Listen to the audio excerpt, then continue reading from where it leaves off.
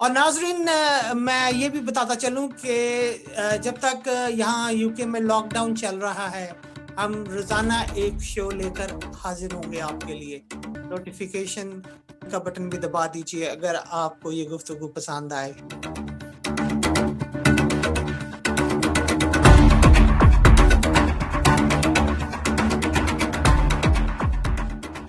अस्सलाम वालेकुम। Cricket chat के साथ हम फिर हाजिर हैं। आज हमारे पैनल मेंबर्स में हैं खालिद, जफर और काशिफ। हमारे बाकी यूजुअल जो पैनल मेंबर्स हैं वो आज हमें ज्वाइन नहीं कर सक रहे, लेकिन फिर भी हम कोशिश करेंगे कि आज आपको जो है पाकिस्तान का जो नया स्क्वाड अनाउंस हुआ है पहले टेस्ट के लिए, उसके ऊपर अपनी राय से आगाह कर सके। मेरा ख्याल है कि बगैर किसी ताखीर के शुरू करते हैं।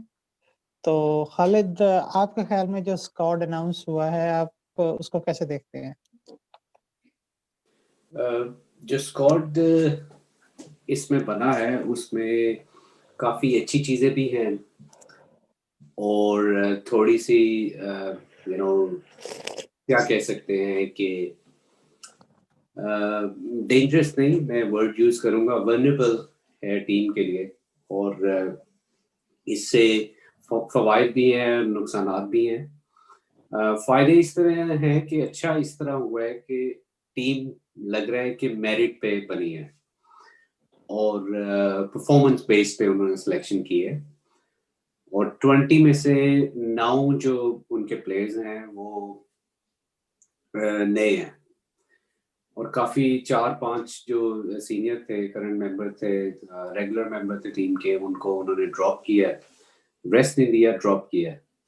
और उससे ये है कि अच्छा होगा, वो फर्स्ट क्लास क्रिकेट खेलेंगे और फर्स्ट क्लास क्रिकेट का लेवल भी अच्छा होगा। और जिस तरह वसीम ने सिलेक्शन की है, अच्छी की है, उसने मेरिट पे की है। बिकॉज उसकी एक वजह ये भी है कि जब वसीम खेला था, मेरा भी उसी टाइम पे डेब्यू हुआ था फर्स्ट क्लास में उन्हीं दिनों पे, तो वसीम ने भी ये गुलाम की तरह, वो जो आया नया, उसकी तरह उसने रन किए थे, तो ही गॉट पिक्ड। और जो पहला इंजी भाई या जो दूसरा माइंडसेट ये था कि ये लोग एक एक दो दो फर्स्ट क्लास और विदाउट फर्स्ट क्लास की सिलेक्शन पे हुए थे, तो एक कल्चर था ना कि यार ये लड़का अच्छा मुझे लग रहा है, इसको खिलाओ, इसको नहीं खिलाओ, जिस तरह फवाद आलम को उन्होंने किया है, तो ये बड़ी अच्छी चीज़ है। और बाकी और मैं डिटेल में आपको बताऊंगा, काशी भाई से पूछ ले पहले। चलिए, शुक्रिया जी। काशिफ, आप कैसे देखते हैं इस सिलेक्शन को? शुक्रिया शहजाद। तो ओवरऑल बहुत अच्छी सिलेक्शन है। मेरिट नज़र आया इसमें सिलेक्शन में। कुछ चीज़ें हैं जो नए लड़के इन्होंने डाले हैं उसमें, लाइक एक दो लड़के हैं जिनका कोई एक्सपीरियंस नहीं है रेड बॉल का। Of course Haris Rauf is a good bowler in T20, लेकिन उसका डेफिनेटली कोई एक्सपीरियंस नहीं है रेड बॉल क्रिकेट में। और इसके अलावा अब्दुल्ला शफीक हैं, तो उसका भी कोई खास एक्सपीरियंस नहीं है फर्स्ट क्लास का। बाकी ताबिश खान, मेरे लिए बहुत खुशी की बात है कि एक आदमी जो 17 साल से परफॉर्म कर रहा है और 17 साल से मुसलसल परफॉर्म कर रहा है, 598 विकेट्स वो ले चुका है, तो at least he deserve a colour जो भी है। उसको टेस्ट कैप कम अज कम पाकिस्तान का कलर तो उसको लगना चाहिए था। Okay, that's good. कुछ ड्रॉप किए हैं इन्होंने, तो उसमें अब्बास है, जैसे अब्बास को ड्रॉप किया है, शान मसूद को ड्रॉप किया है, तो उस पर थोड़ा सा है कि उनको खिलाना चाहिए था। लेकिन ठीक है, अगर आप उनको रस देना चाहते हैं, उनको फर्स्ट क्लास में डालना चाहते हैं तो ओके। और तकरीबन नई टीम है, फर्स्ट क्लास परफॉर्मेंस सब आपके जो आपने सबने परफॉर्म किया है, उनको पहली दफ़ा ऐसा है कि उनको अपना हक मिला है, कि जायज़ हक मिला है। जो आपके टॉप 3 बैटिंग परफॉर्मर्स हैं वो तीनों आए हैं टीम में, जो तीनों आपके स्पिन बॉलिंग के परफॉर्मर हैं वो आपके तीनों टीम में आए हैं। उसके अलावा फास्ट बॉलिंग के आपके दोनों परफॉर्मर हसन अली और ताबिश खान एज ऑलवेज, तो वो दोनों टीम में आ गए हैं, तो पॉजिटिव्स हैं। अभी ये जो है जब 16 का स्क्वाड अनाउंस होगा, उसमें मजीद में भी हो सकता है ये कुछ एक जो लड़के हैं बिल्कुल न्यू है, उनको शायद ज़ाहिर ड्रॉप करेंगे। तो अच्छी चीज है। मैं तो मुतमईन हूँ साइड से काफी हद तक। जी शुक्रिया जी। जैसा कि आप दोनों ने अपनी अपनी राय का इजहार किया है कि इस दफा टीम सिलेक्शन जो है वो फर्स्ट क्लास परफॉर्मेंस की बेस पे मोस्टली हुई है, और जिन लड़कों ने परफॉर्म किया है उनकी सिलेक्शन भी हुई है मोस्टली। कुछ एक्सेप्शंस हैं, मेरा ख्याल है एक प्लेयर मैं देख रहा था जिसने सिर्फ एक फर्स्ट क्लास खेला है मैच, और अनलेस के जी अब्दुल्ला शफीक आई थिंक। हाँ, तो वो मैं सोच रहा था कि क्योंकि मैं कहा शायद एक खेला है, शायद उसकी उसमें परफॉर्मेंस भी रही है, लेकिन फिर भी गो के पाकिस्तान की तारीख में ऐसे डिसीजंस होते रहे हैं, तो दैट्स होप। लेकिन अभी जाहिर है क्योंकि फाइनल 16 तो वो बाद में अनाउंस करेंगे, तो फिर देखेंगे क्या आया उसमें आता है या नहीं। लेकिन आज जब इन्होंने स्क्वाड अनाउंस किया तो मैंने ये देखने की कोशिश की कि ओवर द इयर्स पिछले 10, 20, 15 साल में पाकिस्तान में जो टीमों की सिलेक्शन होती रही है आया उसमें, और मैंने सिर्फ बैट्समैन की तो जो है रिकॉर्ड्स को चेक किया है फर्स्ट क्लास परफॉर्मेंसेस की बेस पे। तो ये मैंने देखा है कि जितने लोग भी अच्छा परफॉर्म जिन्होंने किया था पाकिस्तान में, मोस्टली एक्स्ट्राऑर्डिनरी परफॉर्मेंस थी फर्स्ट क्लास में, उन सारों को ही नेशनल साइड में मोस्टली चांस मिला है विद वेरी फ्यू एक्सेप्शंस। और फिर मैं ये भी देख रहा था कि हमारी लिस्ट में जो हैं जिन ऐसे लोग जिन्होंने काफी फर्स्ट क्लास खेली है, कोई 5 या 7 प्लेयर्स ऐसे हैं जिनकी फर्स्ट क्लास एवरेज 50 से ऊपर है। बाकी सारे प्लेयर्स तकरीबन वो अंडर 40 वाले हैं। और जैसे जैसे हम रिसेंट ईयर्स में आते गए हैं, ज्यादातर परफॉर्मेंस वो एवरेज परफॉर्मेंस ही मुझे नजर आई है, 37, 36। तो जिससे ऐसा लगता है कि उसमें से आप किसी को भी उठा ले, सारे एक जैसे ही प्लेयर हैं जिसका दाव लग जाए। क्योंकि जो मैंने 50s वाले देखे हैं उसमें शुरू हो जाए जहीर अब्बास, जावेद मियादाद, उसके बाद मेरा ख्याल है 2-3 नाम और हैं, शायद यूनस है उसमें, शायद इवन मोहम्मद यूसुफ भी जो है वो भी 50 उसकी एवरेज नहीं रही फर्स्ट क्लास में। या बाकी आसिफ मुश्तबा वगैरह जितने भी प्लेयर्स हुए हैं वो हाई 40s वाले हैं, लेकिन उन सबको चांस मिला है। तो क्या आप, और अक्सर पाकिस्तान में सिलेक्शन की बात की जाती है, यहाँ ये भी बात की जाती है किसकी पर्ची चल गई किसकी पर्ची नहीं लगी।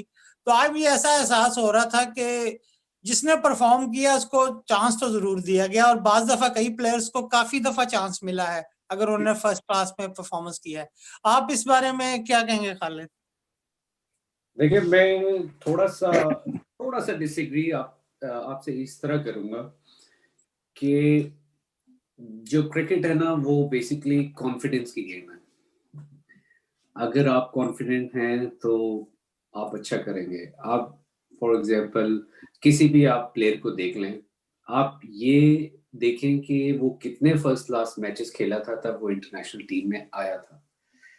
ठीक है, जब आप इंटरनेशनल हिट कर देते हैं तो उसके बाद जब आप फर्स्ट क्लास क्रिकेट में वापस जाते हैं तो आपका दिल इतना बड़ा हुआ होता है, हर कोई आपकी तरफ देख रहा होता है और एक्सपेक्ट कर रहे होते हैं। नेचुरली आपका जो कॉन्फिडेंस लेवल है बड़ा हाई हो जाता है कि यार अगर for example Yunus Khan Pakistan team से है और या खेल रहा है तो साइकोलॉजिकली मेंटली जो है ना वो आपको ज्यादा चैलेंज नहीं देंगे और आप परफॉर्म करेंगे। तो इस वजह से उनकी एवरेज भी मेंटेन रही है। तो मुझे अब अभी सही तरह स्टैट्स पता नहीं है कि जब कितने फर्स्ट क्लास मैचेस के बाद वो लोग इंटरनेशनल खेले थे, उसके बाद तो आप मेंटेन कर सकते हैं। और दूसरा ये है कि जो वसीम ने टीम बनाई है अभी, मैं अभी स्टिल लास्ट प्रोग्राम में मैंने मेंशन किया था कि क्लीन स्वीप साउथ अफ्रीका करेगी और मेरा उसी पे स्टांस है अभी कि होगा 95% ये होगा। बिकॉज एक तो 9 लड़के हैं नए, दूसरा इसमें से एक दिन पहले टेस्ट से एक दिन पहले ये लोग 4 ड्रॉप करेंगे और 16 का स्क्वाड रखेंगे। और फिर एक तरफ आपके पास ताबिश है जिसकी पता नहीं कितने फाइवर्स हैं, लोड्स ऑफ एक्सपीरियंस 4-डे क्रिकेट का। दूसरी तरफ आपके पास 3 फर्स्ट क्लास मैचेस में हारिस सुहेल है, तो थोड़ा सा मिक्स है। बैटिंग में भी इस तरह है, डिपेंड करता है आप कराची की विकेट कैसी है, क्या पता सीलिंग बना दें। हारिस तो मेरा ख्याल है हारिस सुहेल तो ड्रॉप हो गया है। ओ हारिस सुहेल नहीं, सॉरी, हारिस रऊफ। तो उसमें ये है कि फिर भी साउथ अफ्रीका क्लीन स्वीप करेगी काइंड ऑफ, और लेकिन अब ऐसे लग रहा है कि इन्होंने पाकिस्तान की क्रीम खिला दी है। यही आपके पास क्रीम है।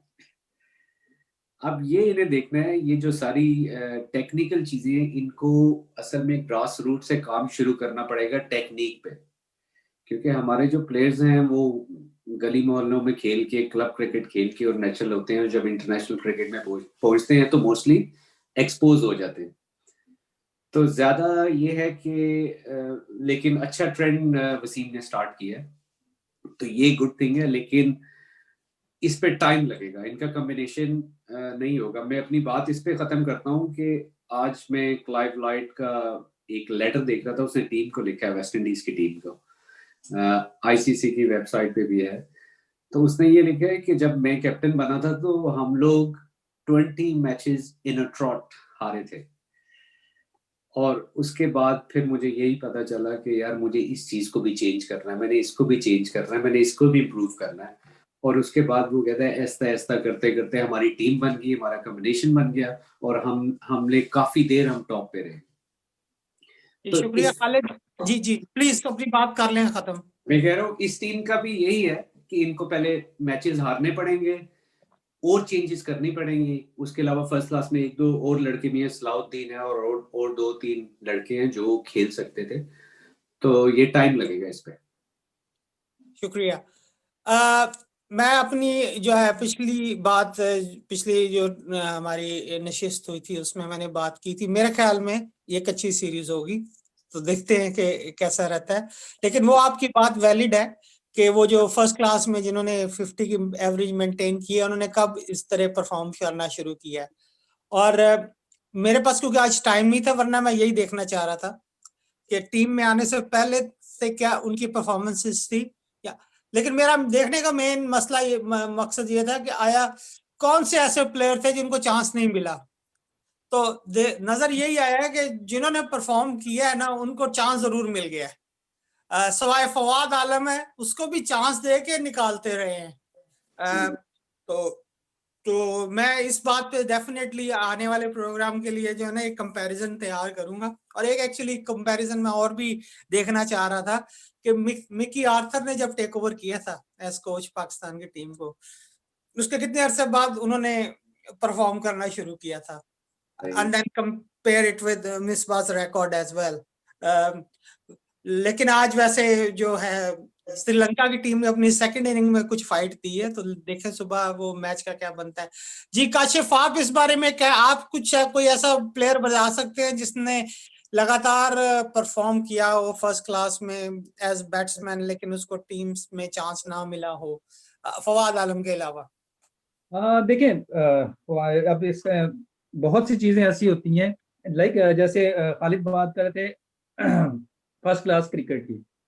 तो फर्स्ट क्लास क्रिकेट में एतमाद जो होता है ना, एतमाद कैसे आता है आपको? एतमाद आपको आता है खेलने से, एक्सपीरियंस से। जितना आपका एक्सपीरियंस होगा आपको उतना एतमाद आएगा। अब जब टेस्ट क्रिकेट में आप आते हैं तो आप ऐसे नहीं हो सकता कि आप 2 फर्स्ट क्लास मैच खेल के आ गए हैं तो आपको जनाब आके जनाब वहाँ पे फौरन परफॉर्म करना शुरू कर देंगे, तो ऐसा मुमकिन नहीं होता। हाँ, आप बड़े अरसे से वहाँ से फर्स्ट क्लास में परफॉर्म कर रहे हैं, उसके बाद जब आप टेस्ट क्रिकेट में आते हैं तो डिफरेंस जरूर होता है। फर्स्ट क्लास क्रिकेट और टेस्ट क्रिकेट में काफी डिफरेंस होता है, तो उसमें थोड़ा सा टाइम देना चाहिए इन्हें एडजस्ट करने के लिए नए प्लेयर्स को। अब जैसे अब आप बात कर रहे हैं कि जी सबको चांस मिला है, लेकिन कितना चांस मिला है डिपेंड ये करता है। अगर आपने किसी को 2 मैचेस खिला के बाहर बिठा दिया है तो वो उसका जो इतना सारा 10 साल का कैरियर है, जो 10 साल वो फर्स्ट क्लास खेला, तो आपने 2 मैचों में उसका डिसाइड कर लीजिए इसने 10 साल कुछ नहीं किया। एटलीस्ट उन्हें कम से कम कुछ नहीं तो 10 से 12 मैचेस देने चाहिए। तो मेरा तो यही ख्याल है कि उनको ज्यादा से ज्यादा मैचेस दें। अब ये आपने बना लिए साइड, अब ये ना हो ना कि अगला जैसे ही मतलब अगर आप मैं तो एतमाद में हूँ कि ये अच्छा परफॉर्म करेंगे। तो मैं खालिद से यहाँ डिसएग्री करूंगा कि मुझे उम्मीद है ये परफॉर्म करेंगे। तो अगर नहीं करते, होप होप नॉट के करें, तो अगर नहीं करते, अल्लाह ना करे, तो अब ये ना हो ना कि अगली सीरीज आपकी पूरी चेंज करके रख दें। अब जो लड़के इतने अरसे से परफॉर्म कर रहे हैं, वो बड़ी मुश्किल से टीम में आए हैं, और आप उनको एकदम उठा के बाहर फेंक दें। आपके साथ मजबूरी है, आपके पास यही अवेलेबल लड़के हैं।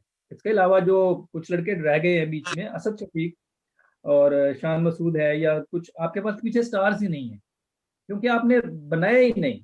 आप उनको एक एक मैच खिला के टूर के साथ ले जाते थे, एक दो मैच खिला दिया, उसके बाद बाहर बिठा दिया। साहबजादा फरहान जैसे भी बात हो रही थी, साहबजादा फरहान का भी यही था। साहबजादा फरहान को खिलाया आपने, उस्मान सलाहुद्दीन को खिलाया आपने, एक आधा मैच खिला के उनको बाहर बिठा दिया। तो अब वो क्या करें? वो परफॉर्म तो फिर भी कर रहे हैं, लेकिन आपकी नज़र में जो सिलेक्टर्स हैं वो कहते हैं नहीं नहीं ये फारिग है, ये इसको हमने खिलाया था, ये फारिग हो गया। तो ये कल्चर बन गया है वहाँ पे, क्या आपने दो मैच खिलाए उसके बाद वो परफॉर्म सारी उम्र करता रहे। फवाद आलम के साथ भी यही हुआ ना, वो सारी उम्र परफॉर्म करता रहा, आपने कहा नहीं जी हमने उसको खिलाया था वो फारिग है। तो ये एक कल्चर बन गया हुआ है। दूसरी पॉजिटिव चीज एक जो सिलेक्शन में मुझे नजर आई है, तो मैं पिछली मीटिंग में यही बात कर रहे थे हम लोग कि ऑफ स्पिनर नहीं है हमारे पास, लेग स्पिनर नहीं है, सॉरी लेफ्ट आर्म स्पिनर नहीं है। तो वो उसकी कमी भी वसीम ने पूरी कर दी है। आप स्पिनर भी डाल दिया उसने, दो लेफ्ट आर्म स्पिनर भी डाल दिए, finger spinner. That's a good sign, और मैं होपफुल हूँ कि ये अच्छा परफॉर्म करेंगे। शुक्रिया काशिफ जी। खालिद आप कुछ कहना चाह रहे थे? मैं ये कहना चाह रहा था कि इसमें जो एक दो लड़के हैं, आप अपने क्वेश्चन पूछ लीजिएगा लेटर, और मैं कह दूंगा जिनको मैं समझता हूँ कि होना चाहिए था लेकिन उनको नहीं पिक किया। आप बताएं प्लीज। अच्छा, एक नंबर 1 है जफर गौर। एक तो उस बेचारे को इन्होंने डेब्यू करवा दिया जहां पे स्पिनर का काम ही नहीं था, होम टीम ने अपना स्पिनर उतार दिया। डजंट मैटर कि उसने बॉल कैसे की है या जो भी है, लेकिन मेरे ख्याल में डेब्यू में बेचारा वो अच्छा खेला है, उसने रन्स किए हैं दोनों इनिंग्स में, और उसके बाद उसने इंटरव्यू भी दिया है जो उन्होंने बिठा दिए थे। तो मेरे ख्याल में अनफेयर है उसके साथ, उसको इनको रखना चाहिए था, और उसको गलत पिच पे उन्होंने खिला दिया। फिर भी उसने अपनी एबिलिटी देखे, वो ऑलराउंडर ही एक किस्म का आप समझ रहे हैं। और आपने वो लेफ्ट आर्म जो है वो क्या नाम है उसका, वो जो एक और इन्होंने रखा है स्क्वाड में अभी, मोहम्मद नवाज जी नवाज।